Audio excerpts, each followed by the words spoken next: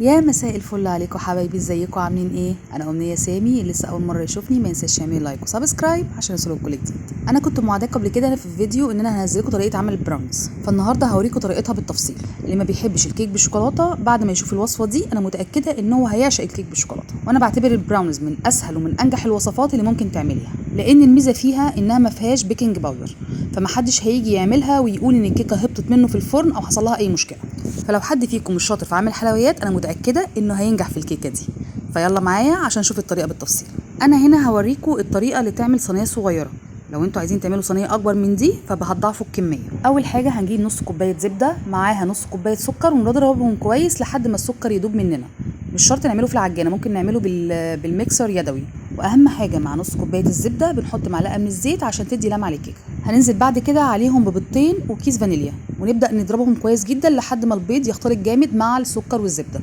هنا هننزل بنص كوبايه دقيق مع ربع كوبايه من الكاكاو الخام الغير محلى وننخلهم كويس جدا علشان ما يبقاش فيه اي تكتلات. وبنحط مع الكاكاو الخام معلقه من نسكافيه سريع الذوبان علشان بيدي لطعم الكيكه فخامه كده. ما تخافوش، هو مش هيدي طعم النسكافيه في الكيكه خالص، بس بيخلي طعم الشوكليت غني كده، بيدي طعم الدارك شويه كده للشوكليت. هنبدا بالراحه كده نخلط كل المكونات مع بعضها لحد ما تندمج كويس جدا مع بعضها. هنا الخطوه دي بقى اختياري، بس الصراحه بتدي طعم خطير للبراونز. بنجيب نص قالب من الشوكولاته الخام بتاعه الطبخ ونبدا نقطعها لقطع صغيره جدا، ونبدا بقى زي ما انتم شايفين كده ننزل بيها على الخليط. وما تقلقوش الشوكليت دي مش هتنزل في قاع الصينيه لان الخليط بتاعنا تقيل، فكل ما كان بيبقى الخليط تقيل كل ما الشوكليت بتبقى في نص الكيكه ما بتنزلش لتحت. ونبدا نخلطهم كويس جدا مع بعض. زي ما انتم ملاحظين ان الوصفه دي ما فيهاش بيكنج باودر خالص، لان من اهم مميزات البراونيز انها ما تبقاش هشه ولا مرتفعه. فزي ما قلت لكم في اول الفيديو انها من انجح الكيكات اللي ممكن تعملوها لو انتم فاشلين في عمل الحلويات، لانكم مش هتواجهوا مشكله ان الكيكه تهبط منكم او تفتحوا الفرن فتلاقوا الكيكه هبطت لانها ما فيهاش بيكنج باودر. هنا البراونيز بيبقى فيها مشكله انها بتبقى صعب شويه تطلعيها من الصينيه اللي خبزتيها فيها.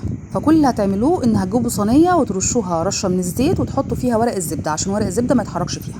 وفي الفتره دي وانتوا بتجهزوا الصينيه بتاعتكم بتكونوا مولعين الفرن على درجه حراره عاليه، وقبل ما تدخلوا الصينيه بتبداوا تنزلوا بدرجه الحراره ل 180 وبتحطوا الصينيه في الرف اللي في النص، وبتاخد حوالي من تلت ساعه ل 25 دقيقه. وعشان تعرفوا انها استوت ولا لسه بتجيبوا خله او بطرف سكينه تدخلوها في الكيكه. لو طلعت معاكم نظيفه فهي كده استوت، لو طلعت معاكم لسه فيها قطعه من العجينه على السكينه او الخله فبتحطوها حوالي 5 دقايق كمان تكمل سواها. انا هنا بوريكم طبقه البراونيز بتبقى عامله ازاي. انتوا شايفينها هي مش مرتفعه خالص ولا هشه، بس بجد طعمها حكايه، بيبقى طعمها خطير. وكمان لو حطيتي عليها ايس كريم فانيليا بيبقى طعمها رهيب. ان شاء الله انا بجهز لكم فيديوهات الفتره الجايه بطرق عمل الايس كريم بكل النكهات، بس البراونيز دي بتبقى احسن نوع نكهه ايس كريم معاها هو الفانيليا. فيلا تشجعوا كده وقوموا اعملوها، انا متاكده انها هتنجح جدا معاكم لانها فعلا من انجح الوصفات.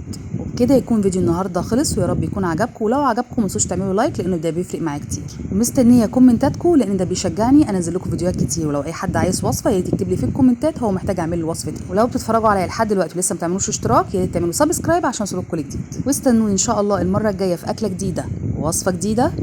سلام.